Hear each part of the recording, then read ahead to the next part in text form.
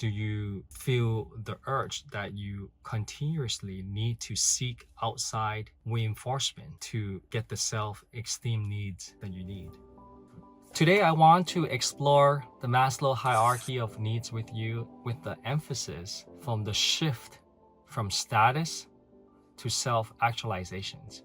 I find this very interesting, and that requires deep thinking and introspection and witnessing what's going on around us in our world, and we can relate how the importance of incorporating wisdom and self-awareness when we reach the stage that we receive a lot of recognition from others and have a higher social status, to leading us and transitioning us to what we think our truest potential is and what we think our purpose is in the self-actualization layer or state. What happens when we do not incorporate wisdom and self-awareness? That leads to a false sense of self-actualizations. And I will use the example from a historical figure, Napoleon, in my examples. So the first key point is how important the role of status and the trap of ignorance. Because I think when we do not incorporate wisdom as we receive a lot of recognition from others, especially when our self-esteem needs is completely filled by outside factors, like people are praising you, people wants to be hang out with you, and if we're not mindful, our way of life at that time when we receive so much status it's gonna mess up your ego. Like, you will think that you will become so full of yourself, right?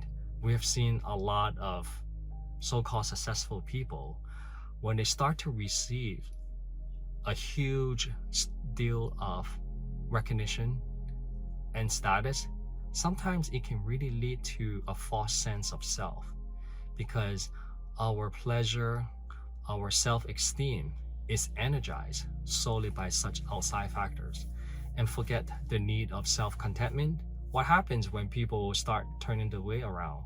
Do you completely lose your inner peace at that time? And do you feel the urge that you continuously need to seek outside reinforcement to get the self-esteem needs that you need?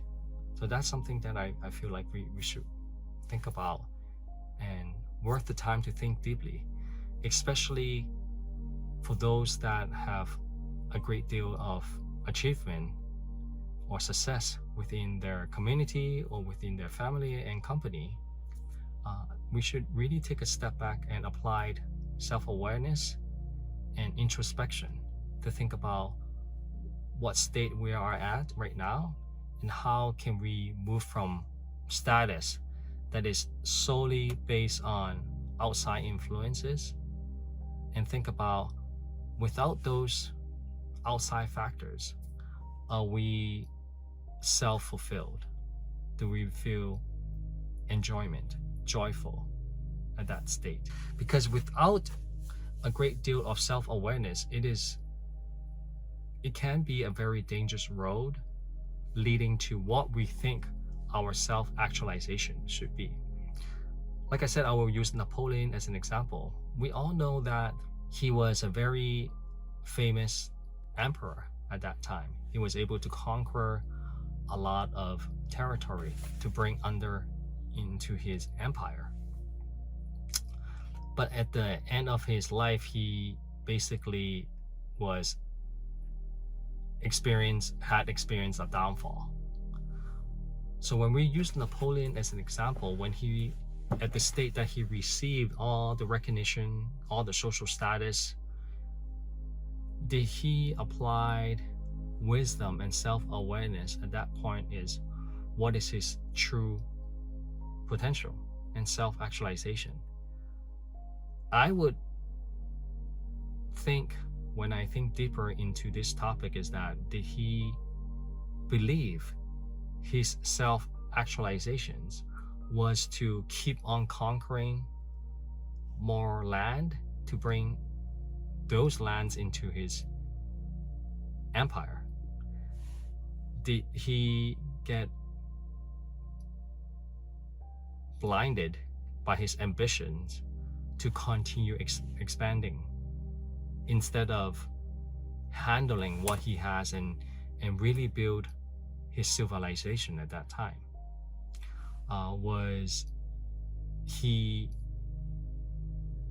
advised by the right people? Did he surround himself with the right people? Or did he completely neglect all the advices that could have helped him to be more compassionate and apply wisdom at the end of his or before his downfall? Okay, because I think that when we reach a high degree of status, it's very easily to go to a one-way path where we think we're so invincible, or where we perceive our self-actualization is to continue on that path. And I believe that it is so important to have a great deal of self-awareness, so that yourself serves and service yourself to be like an observant, to be a guidance for yourself, that you're able to be mindful of your own actions, thoughts, desire, and urges. Because without self-awareness and wisdom, it's very easy to be taken control by your own ego, where we are completely become unaware of what we should do versus what we want to do. So many times when we reach a level of social status, we think about, oh, how else, or what else we can do. And I believe by incorporating compassion and wisdom, it will help us to move beyond the self-interest, like rather than what we can do more for ourselves, we become more, what's more important to us is making the decisions of what we can help others. And at the same time, this is also very important to be self-aware, because I believe in Napoleon's example, he was thinking that what he's doing is beneficial to others as well. It could be that. But is he mindful enough to think about his actions? Did it incorporate compassion? Did it incorporate a great deal of wisdom?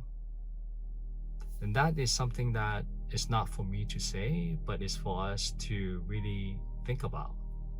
How important it is to incorporate these great energies of love, wisdom, and compassion into our own actions, especially when we become more successful in our lives.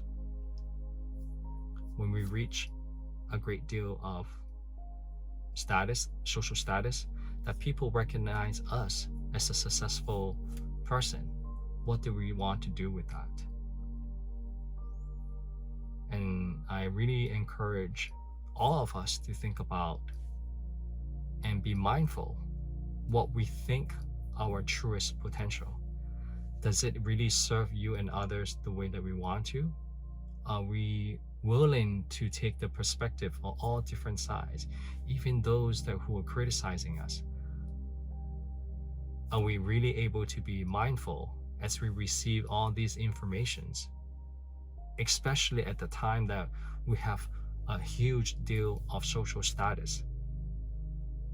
Are we able to transition in a healthy way where we already feel satisfied at the status level, where we get all the recognition?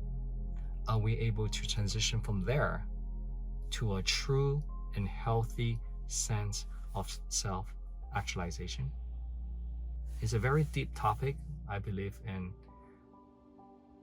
I think I try my best to share my viewpoint. Hopefully you like this topic of today, and I look forward to the next content. Thank you. At Hello Kindness, our purpose is very simple. We want to share more kindness and mindfulness material to the world. To support us, I simply ask, if you find any value at all, please subscribe to our YouTube channel. This will mean the world to us. Thank you.